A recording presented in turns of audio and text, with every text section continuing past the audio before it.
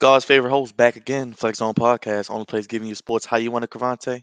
when you need it. What you need right now, another NFL draft profile. This time we go to the Ohio State. Crevonte, another one of your boys, Chris Olave. Yes, sir. Yes, sir. Yes, sir. We got two of them at wide receiver coming out of the Ohio State, and Chris Olave is a damn good one. He's ranked pretty close to the top of the wide receivers class. So yeah, I'm excited to get into it. Let's get to it.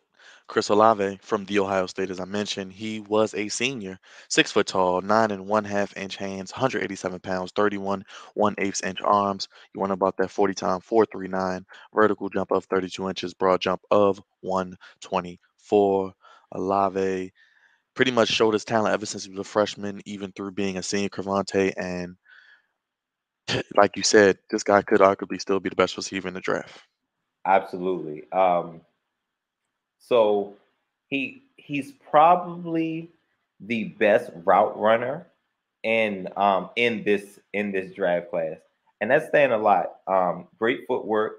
He is an elite deep threat. Great quickness, great hands, great speed, and one thing that maybe a lot of people aren't talking about is that he's very smart receiver. He's not going to take any unnecessary hits.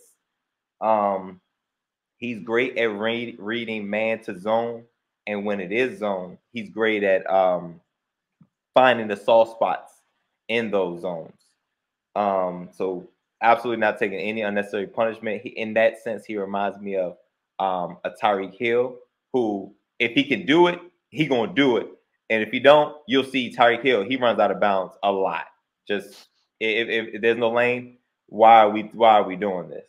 Um, so negatives. Again, when we're talking about the top tier guys, I'm here. I'm nitpicking. Um, he's small. He's on the smaller side of things. Small frame. Um, he's not going to have a lot of yak yards because of, like I said, like what I was saying before. He's not going to do too much in traffic. Now he's not going to break too many tackles. So that could be a negative. And not much in the short game. He's kind of like a really explosive blow the top off the defense. So in that sense, he reminds me of Tyreek Hill, but I actually have his pro comp as Chris Godwin. I was going to say a former Ohio State wide receiver on your team, the Washington Commanders. Salute Oh, Terry McLaurin, Gary. your boy. Yeah, definitely my guy. And the Commanders are going to have to pay him soon. and I don't think they were probably necessarily planning on it now, but the way the wide receiver market is jumping right now, um, he'll leave. he'll leave and get that bag, $25 million a year or something ridiculous. But I would love to keep him and bring on another Ohio State guy. Where do you see Olave going? Um, Olave. So if we run down the top 10, I had the top 10 somewhere around here. Got, well, basically, the Jets have 2 picks, Giants have 2 picks, Falcons at 8, Seahawks at 9, Commanders at 11. Of course, the Saints Um, have 2 first-round picks as well as the Eagles. so something is telling me I could see two wide receivers sneaking into the top 10. Okay. Um, so I could see him shoot the Falcons. We had Garrett Wilson there, I think, on our draft with Right. disqualified opinions. Shout out to y'all. Um, if he's at 11 and Garrett Wilson is gone, I love him for the Commanders. Right. So I'm thinking top three, and depending on who you talk to, um, Garrett Wilson, Jameson, James Williams, and Chris Olave. I think those are the top three guys.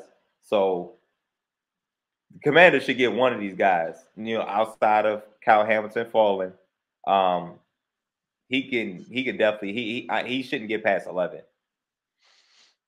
I can agree with you. Like I said, I think he is the number one receiver in my opinion. Him and Garrett Wilson right there with each other in my opinion. And if you want to throw Jameson Williams in there as well, but just all around well-rounded receivers, I think it's him and Wilson. 1-2, 1A, 1-1A, however you want to say it.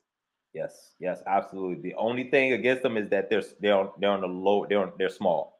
But I mean, we got guys like Tyreek Hill, we got guys like Jamar Chase. Just these not overly big guys, and they're finding ways to dominate. So now it helps that they have their quarterback, but nonetheless they're coming in and dominating. Justin Jefferson, Right. Well, intriguing to see what happens with Olave. I don't see him getting past the late teens, worst case, but hey, whoever's going to get him is getting a number one caliber receiver, in my opinion, within the next couple of years. absolutely, absolutely. He is a wide receiver one. If you already have a wide receiver one, you got another wide receiver one. Never can have too many. No, no, you can't until it's time to pay him. Yep, Until it's time to pay him. exactly, exactly. But any final thoughts on Olave before we get out of here and get on to the next one? Um, I think I don't even think he gets to a team number. Like I said, 11. I don't depending on how the draft goes, and when the wide receiver run starts. We're thinking it's going to happen somewhere around the Falcons, Right. which will lead into the double digits. There's no way he gets to a team, and if he does, scrap the draft board because he's still here. You know what I'm saying? Exactly. Exactly. Could be one of those players like a CD Lamb fell and so the Cowboys took him. There have been situations like that before. So we'll keep an eye out, see what happens with Olave from the Ohio State. Crevonte, we're gonna keep these draft profiles rolling. A lot more coming. Keep going, keep it going. Let's keep it. Hey, hit that thumbs up, subscribe if you haven't already, hit that bell for all notifications, comment down below, let us know what you think about Chris Olave and the rest of our prospects. Links down below for our other videos. And for Crevonte, I'm God's favorite host. So the next one, we gone, y'all.